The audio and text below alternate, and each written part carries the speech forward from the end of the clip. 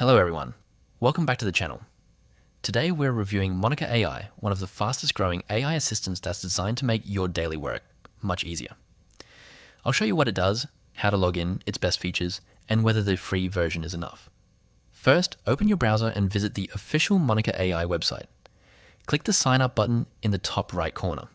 You can create an account using your Google account, Apple ID, or an email address. After verifying your account, log in, and you'll be taken directly to the Monica AI dashboard.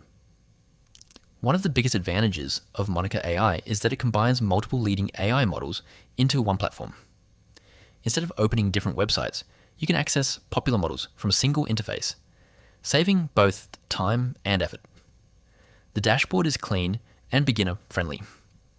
On the left, you'll find tools for chatting with AI, writing articles, summarizing PDFs, translating text, generating emails, rewriting content, checking grammar, brainstorming ideas, and even coding.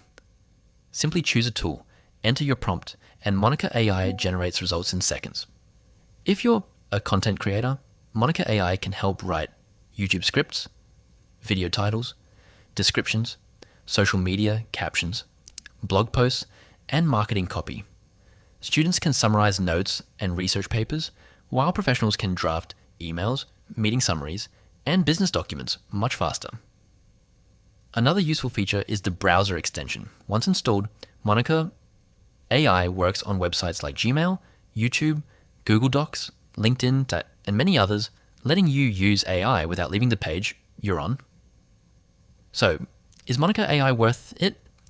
If you're looking for an all-in-one AI assistant that brings several powerful models together with a simple interface, it's definitely worth trying. The free plan is great for getting started, and you can upgrade later if you need higher limits or premium features. If you found this review helpful, don't forget to like this video, subscribe to the channel, and turn on notifications for more AI tool reviews and tutorials.